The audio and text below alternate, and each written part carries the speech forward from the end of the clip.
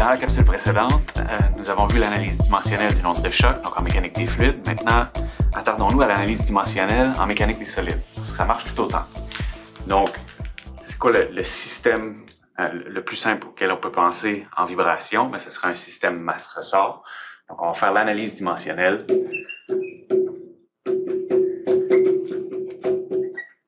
d'un système masse-ressort. Donc, on a un système masse-ressort, une masse de masse M rattachée avec un ressort de rigidité K. Et donc, on cherche à en faire l'analyse dimensionnelle. Donc, qu'est-ce qui va être pertinent dans un système comme ça? Ben, ça va être de considérer sa fréquence de vibration, donc la fréquence du système F. Donc, on se retrouve avec trois paramètres. On a la masse en kilogrammes, la rigidité en newton par mètre, puis on a la fréquence en hertz ou en 1 par seconde. Donc, de par la deuxième loi de Newton, on sait que des newtons, c'est des kilogrammes mètres par seconde carré. Donc, kilogrammes mètres par seconde carré divisé par mètre, ça nous fait des kilogrammes par seconde carré. Et donc ici, on voit qu'on a des kilogrammes par seconde carré, puis des par seconde. Donc, comment est-ce qu'on peut assembler tout ça? Bien, si on fait K sur M pour se débarrasser des kilogrammes, on va avoir des par seconde carré. Donc là, on va vouloir venir s'en débarrasser avec la fréquence. Donc, on va mettre F au carré ici comme ça. Et donc, ça va faire qu'on va avoir des K qui est en kilogrammes par seconde carré. On a M en kilogrammes en dessous, donc en 1 par kilogramme. Et puis, on a F en par seconde au carré, donc au-dessus. Donc, ça fait en seconde carré, ici comme ça. Et donc, nos kilogrammes viennent s'annuler, puis nos secondes aussi.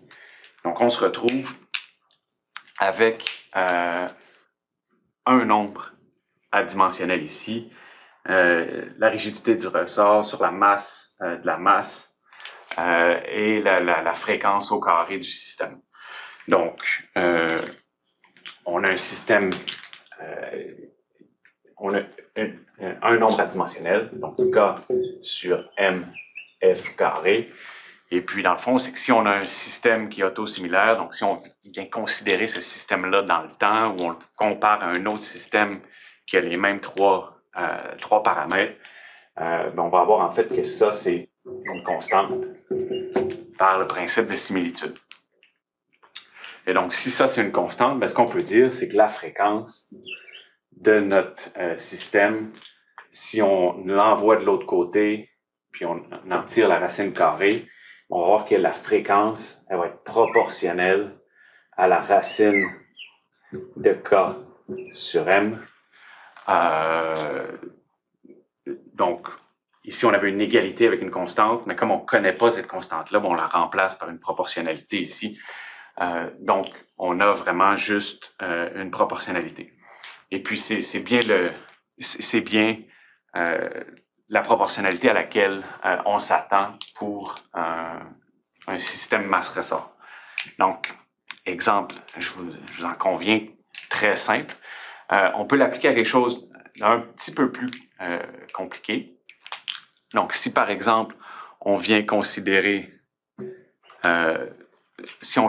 une poutre, donc on a une poutre comme ça ici, on peut dire ici une poutre encastrée. Donc, notre poutre, encore une fois, va s'intéresser à sa fréquence en par seconde. Qu'est-ce qui vient caractériser notre poutre? Ben, c'est qu'elle va avoir une certaine rigidité en flexion. Donc, la rigidité en flexion, je vais l'appeler B. Donc, vous, dans votre cours de résistance des matériaux, vous avez vu ça comme étant le produit EI dans le module de Young fois le second moment de section. Donc, B, ça a quoi comme unité? Ben, c'est comme un module de Young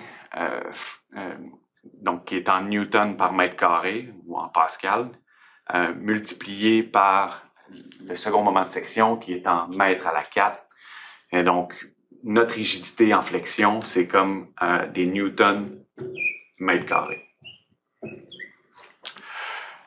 Donc, on a la rigidité en flexion de notre poutre. On va avoir sa masse linéique, donc la masse par unité de longueur de la poutre.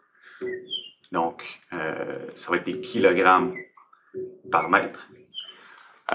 Puis, bien évidemment, il va y avoir la longueur de la poutre, hein, parce que la dimension de la poutre va changer sa fréquence naturelle. Donc, on a nos 4 quantités ici. Encore une fois, on va vouloir venir se débarrasser de nos newtons, les remplacer par des kilogrammes mètres par seconde carré, ce qui va nous donner des kilogrammes mètres cubes par seconde carré. Et donc, on a des kilogrammes ici, des kilogrammes là. Donc, si on veut s'en débarrasser, on peut faire B sur M bar. Et donc, on va avoir des kilogrammes mètres cubes par seconde carré. Et puis, on divise par M. Donc, c'est comme si on multipliait par des mètres par kilogramme. Et donc, on vient annuler nos kilogrammes. On va se retrouver avec des mètres à la 4 par seconde carré. Donc, on va avoir B sur M qui va être en mètres à la 4 par seconde carré. Et donc, pour se débarrasser des mètres, on va diviser par L à la 4.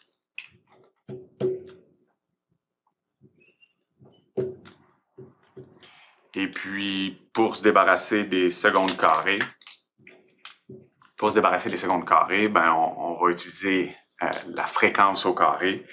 Donc, la fréquence au carré, on va venir la mettre en dessous, pour qu'elle vienne annuler. Hein. Donc, F au carré, ce qui va nous donner seconde carré ici, comme ça. Donc, encore une fois, on se retrouve avec un nombre sans dimension. Donc, on a notre rigidité en flexion, la rigidité en flexion, la masse linéique, la longueur à la 4, et puis la fréquence au carré. Et puis ça, encore une fois, on va dire que c'est égal à une constante. Donc, on a un problème avec une similitude, donc il est toujours pareil. Donc, cette poutre-là qui vibre dans le temps, elle ne va pas changer. Puis si on a une autre poutre qui a les mêmes, qui est dans les mêmes conditions, elle va avoir la même constante. Donc, encore une fois, on peut remplacer notre proportionnalité notre égalité par une proportionnalité. Comme ça, on se débarrasse de la constante qu'on ne connaît pas. Et puis, on vient mettre le F de l'autre côté. Et donc, on se retrouve avec F qui va être proportionnel. Et on vient mettre la racine carrée, parce qu'on avait le 2 ici, à B sur M bar L à la 4. Et puis, si vous vous souvenez de votre cours de vibration, c'était, vous aviez une égalité ou une fréquence, la fréquence naturelle d'une poutre qui était, qui avait ce même facteur-là ici de paramètres. Donc, ce que vous pouvez vous rendre compte aussi, c'est qu'on ne s'est pas servi de la condition à la rive ici. Donc, ici, on avait une condition à la rive de poutre encastrée libre. Donc, si on avait eu une poutre simplement supportée, on aurait eu les mêmes paramètres ici, puis on serait arrivé au même résultat. Et donc, de là un peu la constante qu'on ne connaît pas. Donc, c'est la limite de l'analyse dimensionnelle.